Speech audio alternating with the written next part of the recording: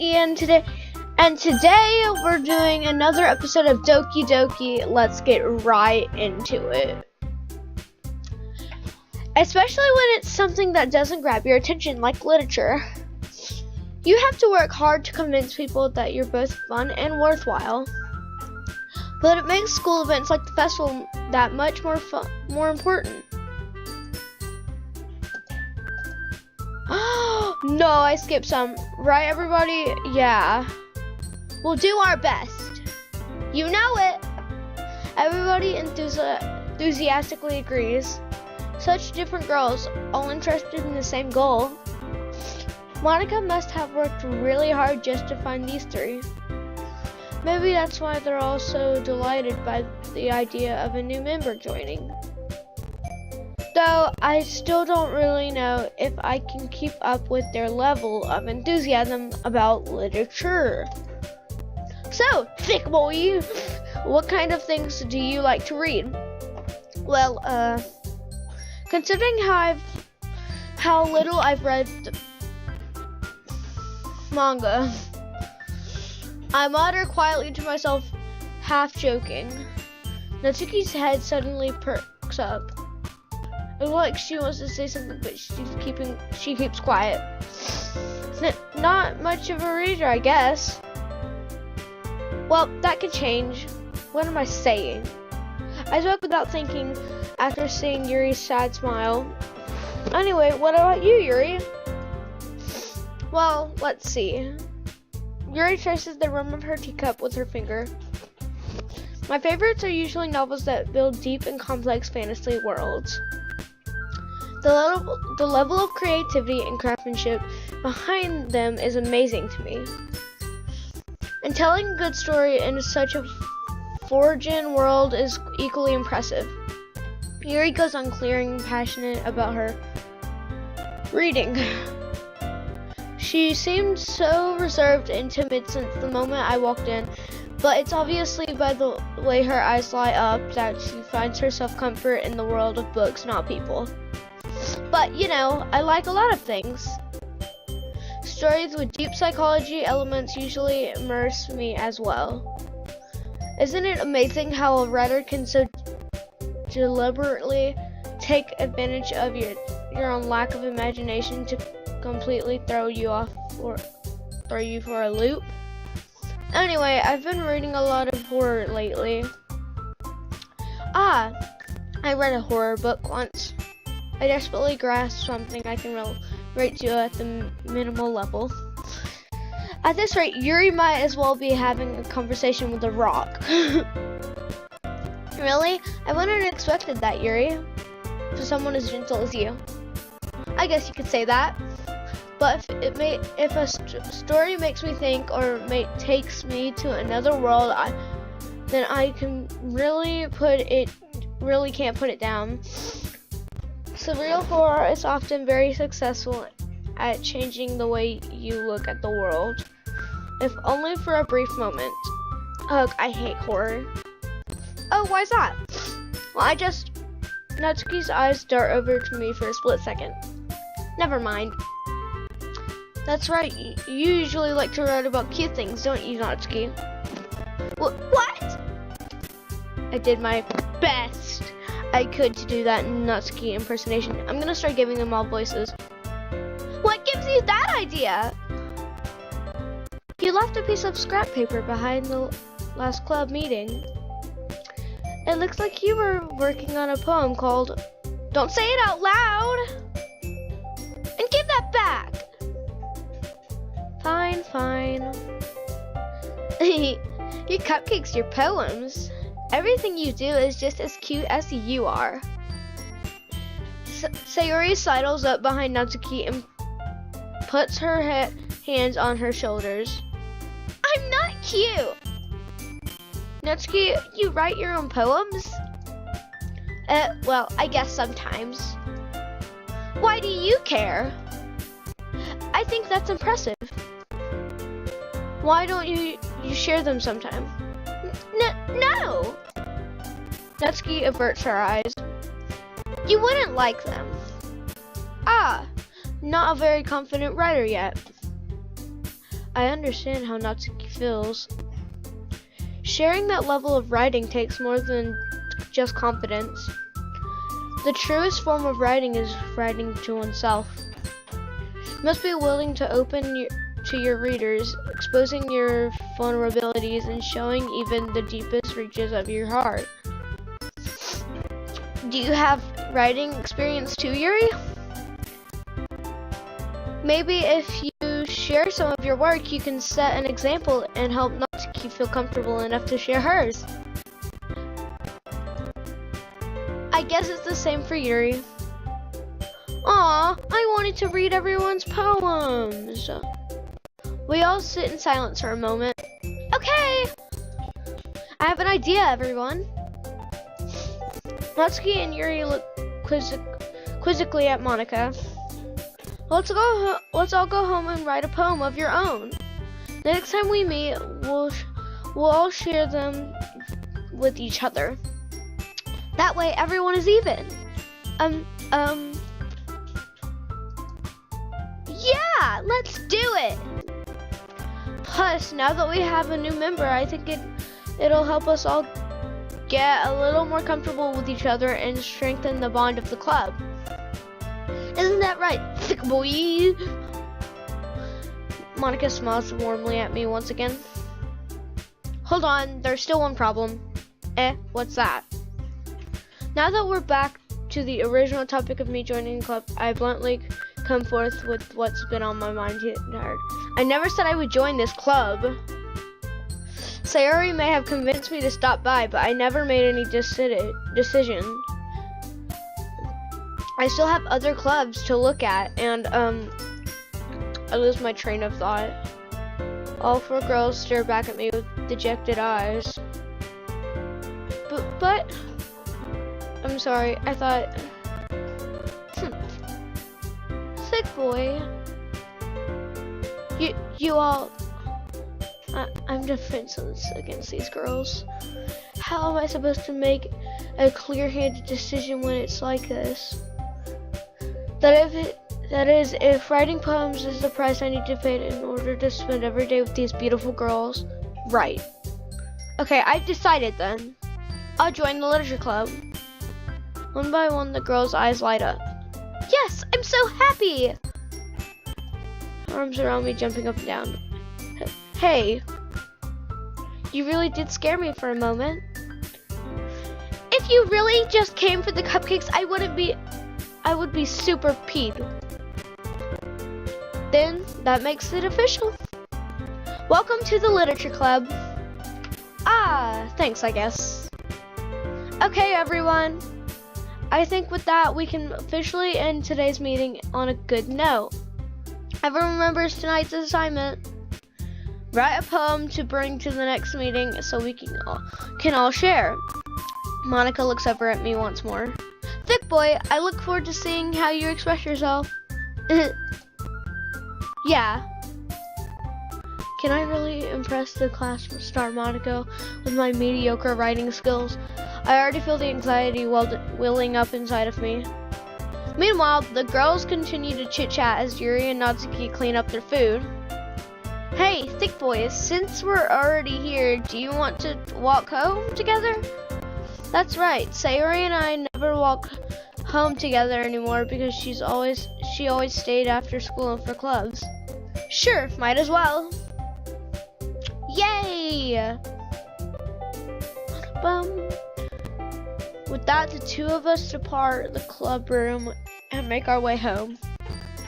The whole way, my mind wanders back and forth between the four girls, Sayori, Natsuki, Yuri, and of course, Monica. Will I really be happy spending every day after school in a literature club? Perhaps I'll have the chance to grow closer to one of these girls. Alright! I'll just need to make the most of my circumstances, and I'm sure good fortune will find me. And I guess that starts with writing a poem tonight.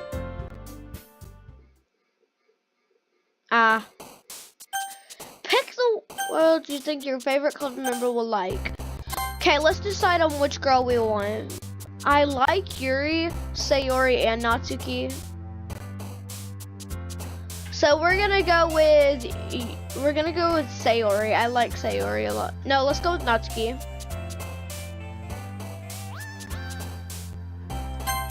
Dang it.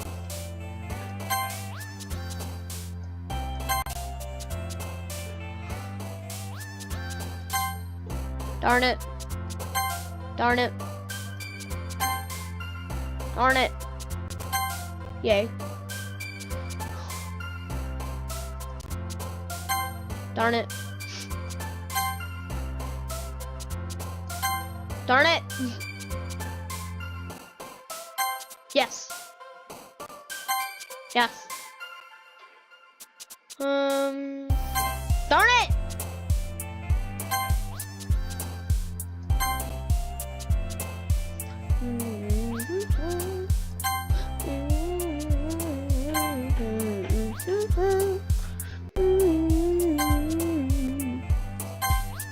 Darn it. Okay, let's see. Hi again, thick boy. Glad to see you didn't run away on us. Nah, don't worry. This might be a little strange for me. At least I kept my word. Well, I'm back at the literature club. I was the last to come in, so everyone else is hanging out. Thanks for keeping your promise, thick boy. I hope this isn't too much overwhelming of a commitment for you. Making you dive headfirst into literature when you're not accustomed to it. Oh, come on! Like, he deserves any slack. Sayori told me you didn't even want to join any clubs this year. And last year, too. I don't know if you plan to just come here and hang out or what, but if you don't take us seriously, then you won't see the end of it. Natsuki, you certainly have a big mouth for someone who keeps her manga collection in the club room. Natsuki finds herself stuck between saying Monica and manga. Manga is literature! Swiftly defeated, Natsuki plops back into her seat. Don't worry, guys. Thick boy always gives it his best as long as he's having fun. He helps me with my busy work without me even asking. Like cooking, cleaning my room. How dependable. Sorry, Sayori, that's because your room it's so messy. It's distracting. And you almost set your house on fire once. Is that so? You two are really good friends, aren't you? I might be a little jealous. How come you and Thick Boy can become good friends too? Sayori.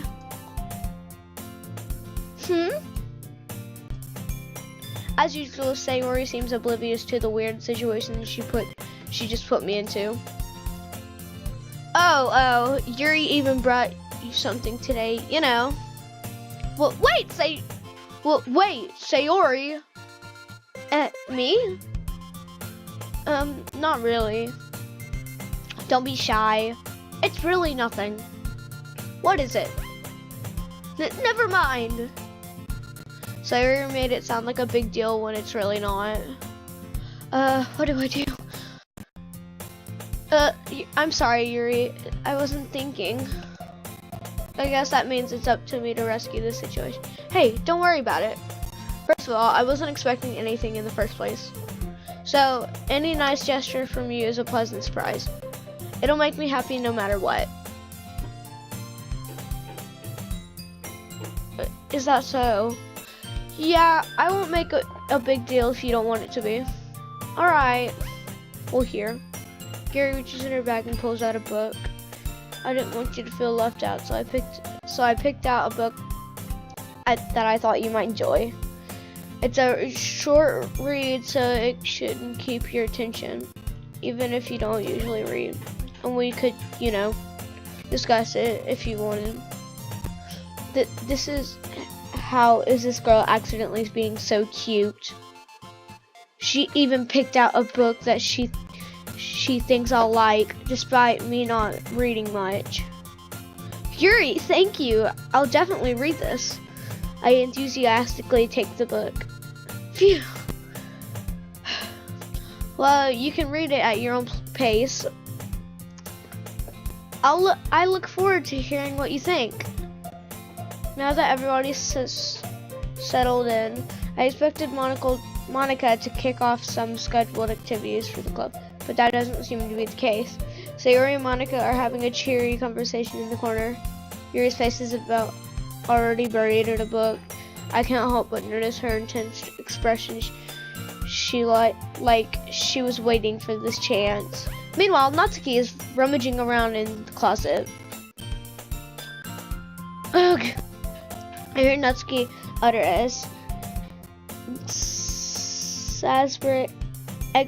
exasperated sigh from within the closet. She seems to be annoyed by something.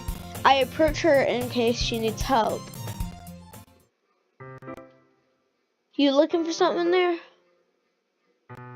Freaking Monica. She never puts my stuff back in the right spot. What's the point in keeping your collection organized if someone else is just gonna mess it up? Natsuki slides a bunch of stacked books and boxes across the shelf. Manga. You read manga, right? Ah. Sometimes. Manga is one of those things where you can't admit you're really into it until you figure out where the other person stands. How did you know anyways? I heard you bring it up at some point. Besides, it's kind of written on your face. What's that supposed to mean? I see. There's a lone volume of manga amidst a stack of various books on the side of one of the shelves. Curious, I pull out the sack.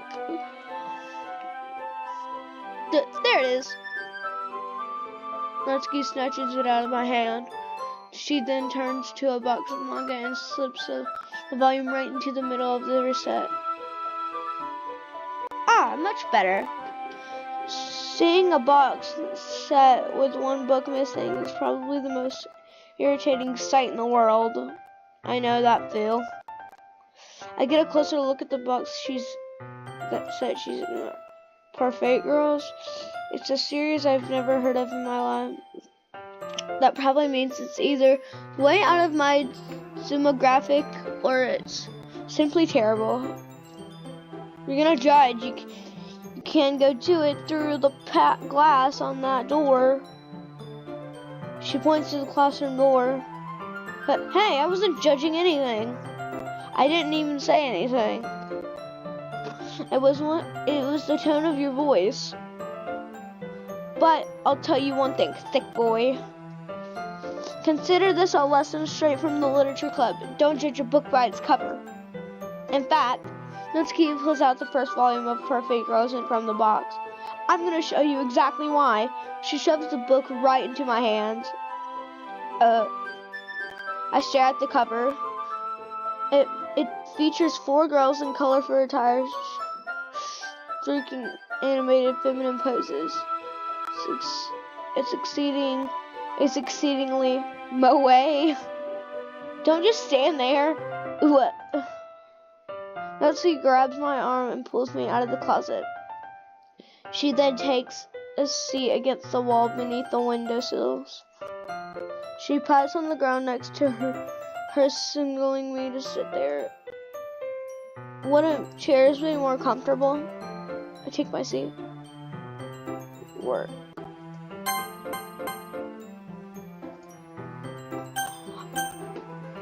Alright guys, thank you so much for watching and I'll see you all later. Peace out.